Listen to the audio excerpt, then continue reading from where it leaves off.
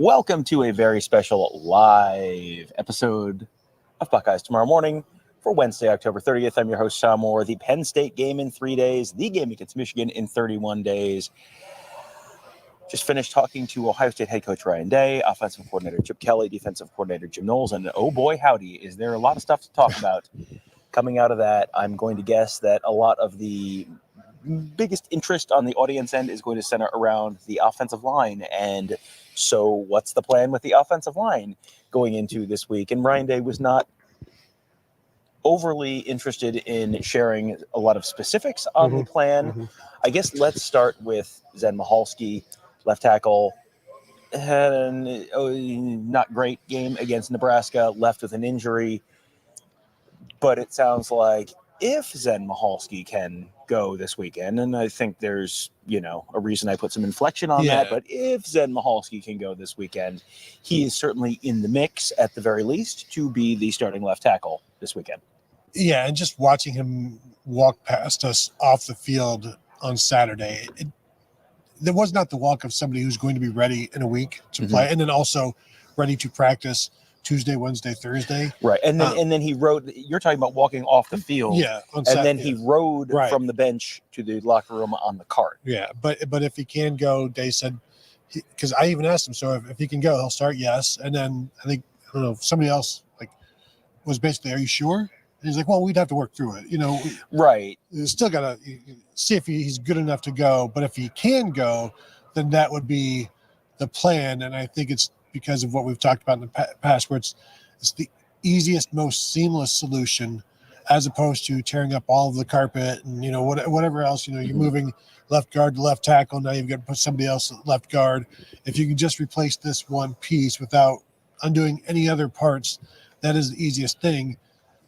And it still seems like that would be their answer if they had their druthers. That was the answer the first time he got asked the question. He got asked it again later, and it was sort of like, really? And the answer that time was kind of like, well, he would certainly be in the mix to start. So it feels like there's maybe potentially a couple of ifs in that sentence. If he's healthy enough to go, and if he's deemed the best person to go, then he would start. I don't, Well, yes, if he is deemed the best person, he should start. Yes, yeah. So that's one piece of this. The next thing that the guy that was asked about is someone we have really not talked about this season much, to the point that we've talked about the fact that we aren't talking about it much, and that's Carson Hinzman. And he was asked, okay, is Carson Hinzman going to get worked in some different places this week? Yeah, and he said he would, but I don't know if we've ever really talked about it. Like the danger of moving Carson Hinzman right now is your backup center. So to put him somewhere else, now you need a backup center. And so is that Josh Padilla? We saw Luke Montgomery in fall camp do that, and in spring, I believe, as well. But also Luke Montgomery was the first guy in at left guard when Zen Michalski went down and Donovan Jackson kicked out. So it's another thing where if you're going to move Carson Hinzman, somebody else is going to step up and be that backup, unless you would just go back to Carson Hinzman. But then if you do that, then who's so there's a lot of moving parts, constant moving parts, this whole Jenga thing that's going on.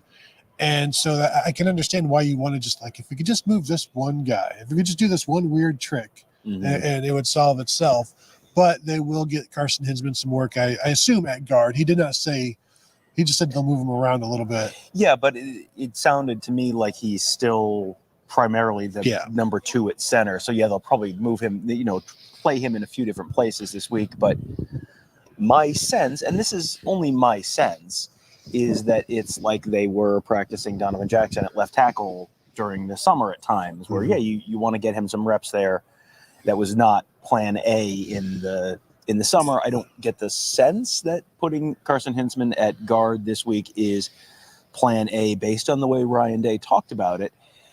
But Ryan Day, I think, is trying to be very cagey about everything right now, because we listened to the James Franklin press conference on Monday, and everyone is a game time decision. Your starting quarterback is a game time decision. Your starting right tackle, well, that's a game time decision. Your defensive end, well, that's a game time decision. And I think Ryan Day is kind of trying to do sort of the same thing, where it's like, well, we don't have any idea. It's like, you probably have some idea, but yeah, the game itself is a game time decision. Mm-hmm. Yeah, so that's the next piece. Do we have a super chat we need to get to? Right. Zinn's first start was Isaiah Prince level bad, and regardless of injury, he should not start, in my honest opinion. So Ryan Dawes saying that Michalski's start last week was so bad that, essentially that can't possibly be the best possible solution. I remember people talking about that last year at times with the offensive line, and this can't possibly be the best possible solution. And, that they should kick. That was last year, Carson Hinzman having some issues, I think, at one point, and they should kick Matthew Jones over, and they should start Enoch Famahe at right guard, and, sure, why aren't you doing that? And it can't possibly be that bad. And then the Cotton Bowl happened. I don't get the sense that they are intentionally, ignoring a better solution.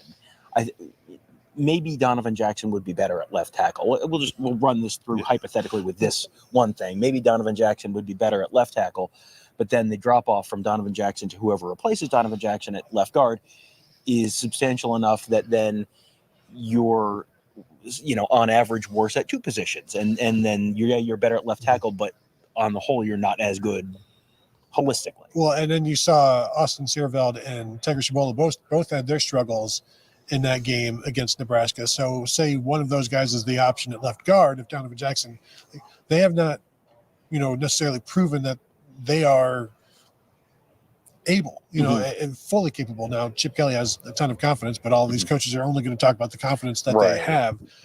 But yeah, you walk out of there thinking there are still some things that they've got to fix and figure out and work on, and what combination and how many times can they run this combination and get the data that they need versus this many times. So it's a lot of work in a short amount of time against an opponent that is going to test them pretty religiously on the outside.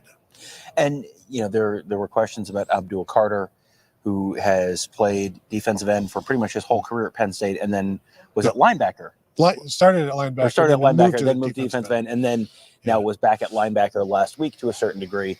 And then one of the big questions injury-wise for Penn State is Dennis Smith, who is one of their edge rushers, really a bigger dude. He was actually someone who was bulking up to play inside, and then they felt better about the inside, so then they moved him back to outside. And then he, has now been dropping weight and trying, but he's down to like 270 or 275, something like that.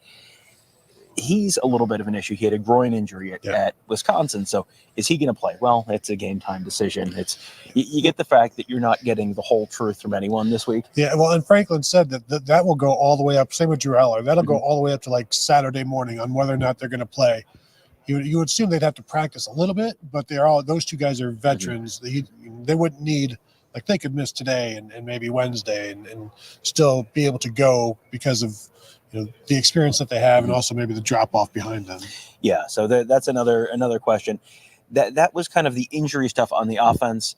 Tony, do we want to talk injuries on defense, or do we want to talk about the offense and then we'll move to defense later? It ain't my show. I honestly thought we were doing Buckeye Weekly today.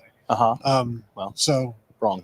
You beat me to the punch on the opening, so it's a good thing, or else I would have derailed this entire thing. So we'll do whatever you want to do, Tom. All right. Well, let's real quickly talk about Lathan Ransom.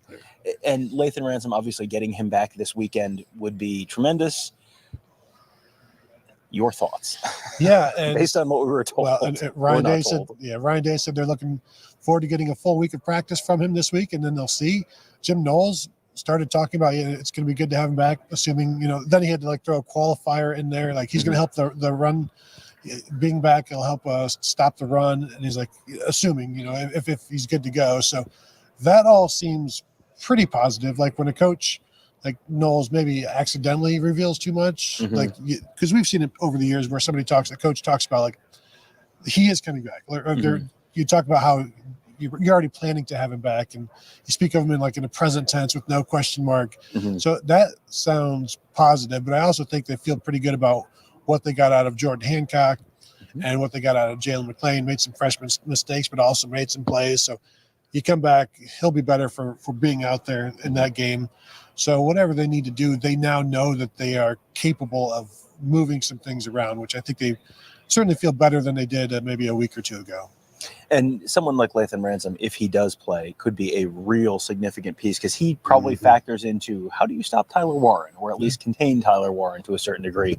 And it has been a factor in the run game as well. And it's probably a very active week for whoever is playing safety for Ohio State. So if they can get Lathan Ransom back, that would be a very big piece. All right, so that's the end of the injury talk. Let's talk real quickly about the offense. And there were a lot of questions, sort of expectedly, about the struggles in the run game and the struggles in the pass game. Why didn't you throw more, and all that kind of stuff. And everything was sort of couched with, hey, listen, I'm not a football coach, but yes, it feels like there's probably an issue if you're running for 2 yards per carry and you're running, there was the why don't you throw it to Emeka Egbuka question and throw it to Emeka Egbuka more, which is one of the two questions I would ask in terms of why they're not throwing it to wide receivers more. But, it was amazing to me how often the answers to all of that stuff came back to, well, we were 1 for 10 on third down, and that's not good enough. Yeah, no.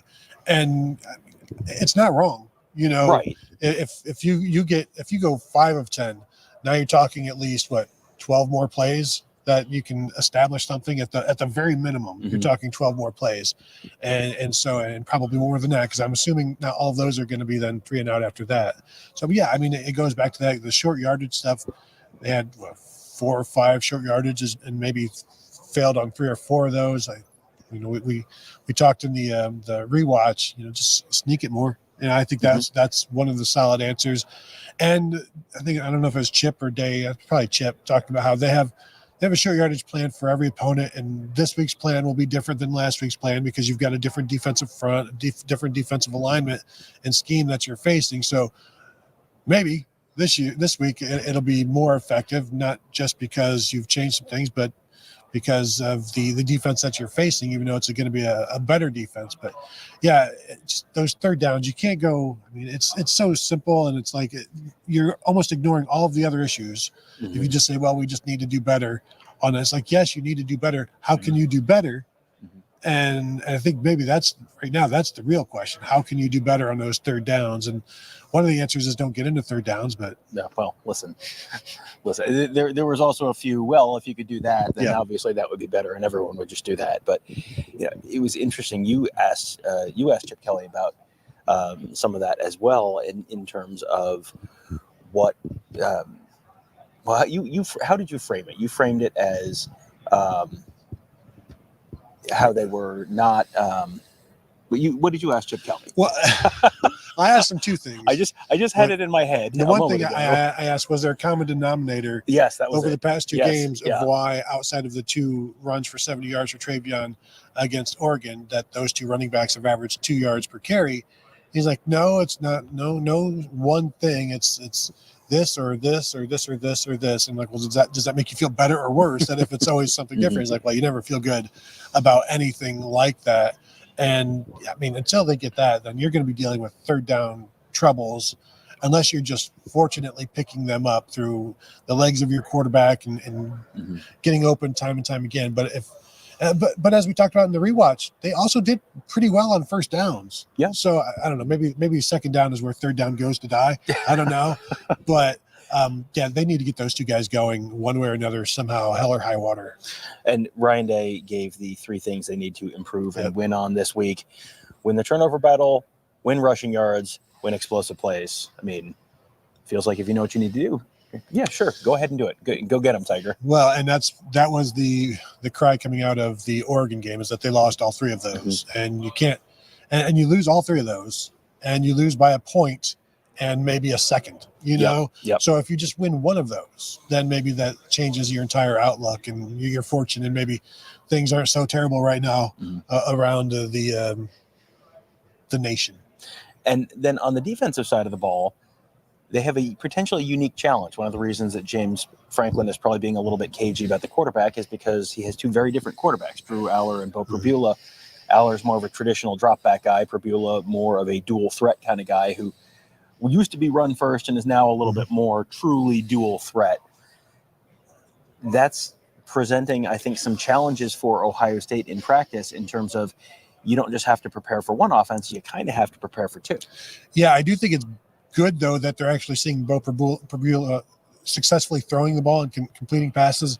It was a few years back when Will Levis came in and he was like this running guy and then was able to make some plays. And I think now that they are aware that they have to be prepared for the passing aspect with him as well, makes it easier because you prepare for the pass against both guys. But then when Prabula comes in, you understand that there are going to be some reads and some keeps that you're going to have to be aware of and defend, because he wears number 9. So he's got this, Trace McSorley ability to run and is an effective runner and can get going pretty quickly. So, he takes some chances with the passing because he's gotten more confidence with it. So I think they can make some plays there. But two guys that I don't know if I'm watching this and I'm thinking it might be better if Drew Aller just plays the entire game for Ohio State, because then you know exactly what you're going to get every time. But that's not how they do this anyway. They play both quarterbacks regardless, and they'll play them both at the same time, and they'll do all of this just to hand the ball off to a running back, inside zone. And when you're playing both of them at the same time, are you setting up something else that one Correct. of them is? Yeah, you never know with that kind of thing. Jim Kelly was actually asked about trick plays and that kind of stuff, and it was I'm backtracking to the offense now because we're talking about trick plays. He was asked, hey, you're not getting anything going on offense for multiple drives in a row. Do you think about digging into the bag at some point and pulling out something a little unusual? Yeah, and you're always got something in mind, but also you just have to execute and get the first down however you can. And when you draw those things up, something bad can also happen quite a bit if it doesn't go perfectly, and it's not a normal play. But you also have to spend so much time in practice on it. This is something we've talked with coaches before as well. And if you spend that much time in practice on it, you feel obligated to then run it because you've used a lot of all this time. And I just wonder right now, I don't know that they have the time to worry about that when they're working on the offensive line and trying to get that running game going. And you also wonder, they've probably practiced stuff. You've practiced 2-point plays you haven't shown yet. You've probably practiced some of that stuff, and you're waiting to sort of, when you really need it, waiting to pull it out. We'll get back to the defense in a second. Let's hit the super chat. I don't like King Bronco Walter White style. Ain't anybody looked at y'all and seen y'all was tough, and y'all lost at Oracle, and this will be more loud noise. Y'all don't got tough meat sass like us. Thank you, King Bronco, 4-3 Michigan Wolverines fan. Thank you. Moving on to the defense and the defensive line.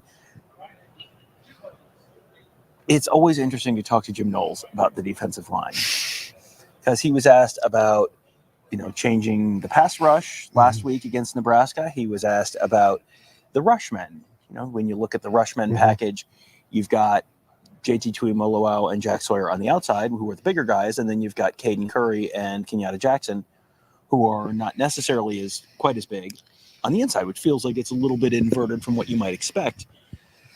Jim Knowles answered questions about both of those things. Yeah, and I kind of agree with him. He mentioned, there earlier in the year, Caden Curry really ran by a guard, and I think Caden Curry's fantastic on the inside.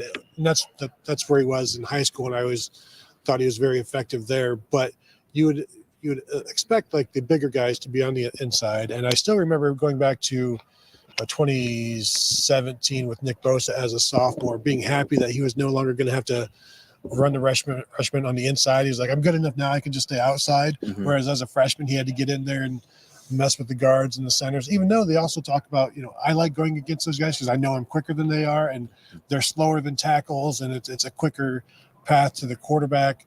But they've got to figure some things out there. I think Mitchell Melton, whenever he didn't play but maybe 5 or 6 snaps, but when he's in there, things happen. And I don't know why I know why they play the starters so much, is because they're playing in a close game and they trust those guys more than the others. But these are juniors and fifth-year seniors you're talking about that you should also trust, and especially then fortunately in the fourth quarter when they played a ton of snaps, they were still able to make plays and get this thing done, and they weren't completely worn out where it's like, well, you should have played.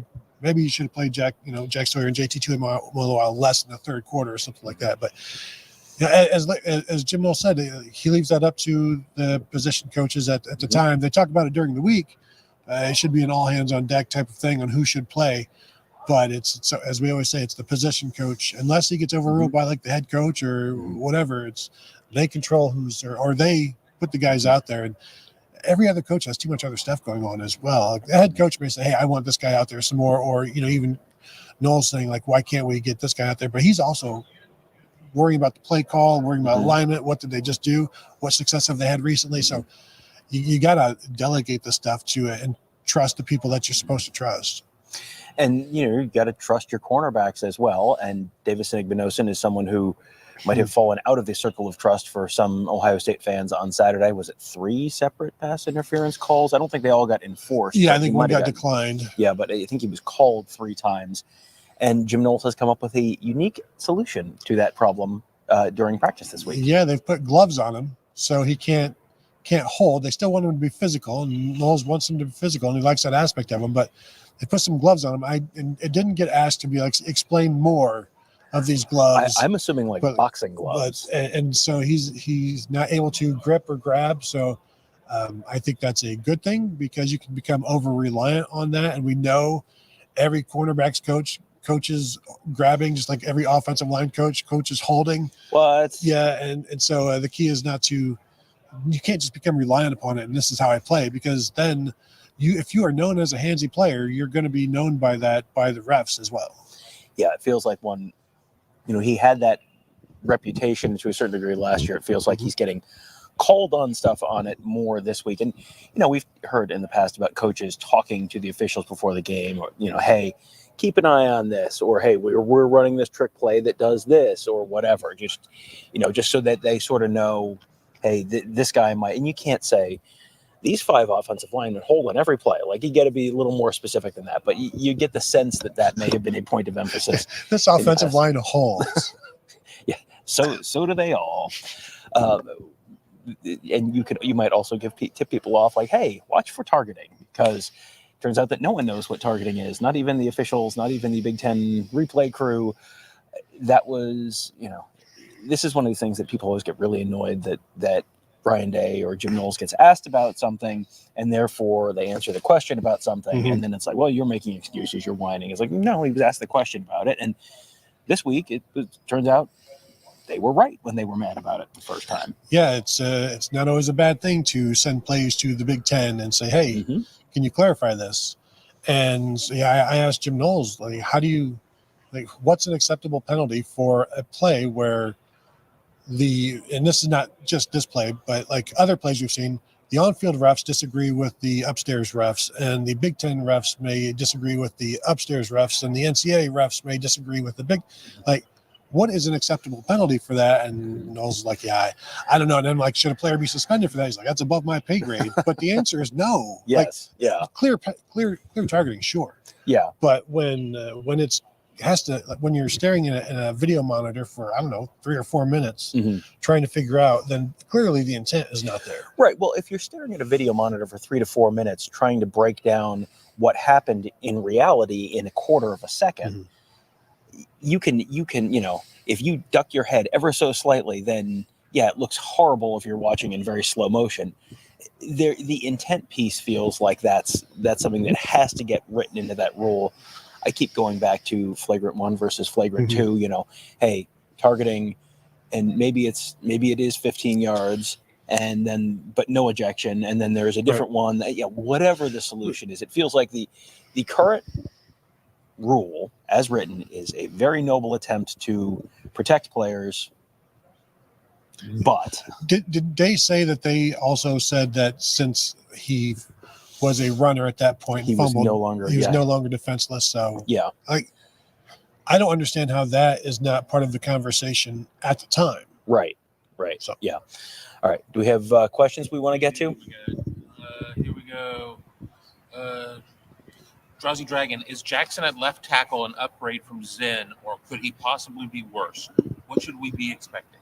Well, is Donovan Jackson an upgrade at left tackle, or could he possibly be worse? Tom, based on the Cotton Bowl, anything can be worse. There's always the potential, but it would be hard to be worse than that in terms of pass blocking. Zen had some good stuff, and also in the running game. But there were a number of issues where I can imagine, but I wouldn't think that Donovan Jackson would be worse. But also, it's not just Donovan Jackson at left guard that you have to, or left tackle that you have to worry about. It's okay. Now who's at left guard? Yes. And how much worse now your entire left side Yeah. is diminished in some sort of way. Yeah. If the left tackle spot is 20% better, but the left guard spot is 30% worse, Right. well, then, yeah, it could be worse even if he is better. So, and realistically, you and I don't have a great way to say, yes, it's going to be better. No, it's going to be worse. Yes, it's going to be exactly the same, because we haven't really seen Donovan Jackson play tackle. Right. So we'll see. I'd say the scheming could be better than it was last week. Yep. Next one from Chase Young fan. Penn State's defensive line will be the difference in the game. Yeah, Penn State's defensive line will be the difference in the game. Yes, that is entirely possible. And frankly, I think the battle between Ohio State's offensive line and the Penn State defensive line, one way or another, is going to be the single determining factor in this game. I would also let people know that Penn State did not record a single sack against Wisconsin. Nobody in the front seven or the back four. So that defensive line was shut out pretty well. Lisa Sims, this is an Oregon question since they are the best team in our conference currently. Could they lose a game in November and miss out on going to the Big Ten championship game? Okay, so could Oregon lose a game in November and miss out on going to the Big Ten championship game? The answer from an Ohio State perspective is, if Ohio State's there, it would be very hard for Oregon to not be there. It's going to depend on tiebreakers. For this to matter for Ohio State needs to win out. So therefore, Penn State and Indiana would both have one loss at least. Do you have Oregon's schedule? Yeah, Oregon is at Michigan. Going to give them a win for that. Maryland, that's a win. At Wisconsin, maybe. And November 16th at Wisconsin could be a little dicey weather-wise, maybe. And then Washington at home. Sure, they could lose, and you could have the tiebreaker fall such that potentially, once you get past head-to-head, and with Oregon and Penn State and Indiana, none of them play each other. So once you get past, the sort of obvious tiebreakers, you get into some math that involves a lot of games that we don't have the information on yet. So yes, theoretically they could. I think I would say it is more likely at this point that Ohio State does not go to Indianapolis than Oregon does. I would also suggest to the fans, big game, Oregon at Michigan this week. Root for the Wolverines. If that's what you want to see Ohio State, or you don't want to see Oregon in the Big Ten championship game. Mike Ferguson, bold prediction: James Franklin will mismanage this game. What's that? No, that's no points. Is that the freebie? That's minus 3 points. Yeah, that's freebie. Yeah. James Franklin managing the game, and there's always gripes about Ryan Day's game management, but not nearly to the degree that James Franklin has botched some games in the past. We're caught up on questions. Okay, we're caught up. Well, then, great news. Then it means we're done for it now. We will be back. We have much more coverage coming this week. As we have said before, this is a big game week, which means you're going to get big game coverage. You're going to get extra shows this week. We have we dropped the? Yes. We dropped the Ohio State Nebraska rewatch show. We dropped the Michigan Monday already in the Buckeye Weekly podcast feed. We're going to try and get another Penn State rewatch show in there as well. Going to have Ross Fulton shows coming up for you later on this week, breaking down the Ohio State offense and defense against Nebraska. And, of course, we're going to be out in State College in just a couple of days, heading out there to cover the Buckeyes. We'll be there Friday night when the Buckeyes arrive, and then should be a very full, long, eventful Saturday in Happy Valley. We will be there, Tony, Kevin, and I covering the team. Of course, we also have Mark covering recruiting and our whole team of ex-Centennials gurus there at BuckeyeHuddle.com, covering the entirety of the Ohio State football world.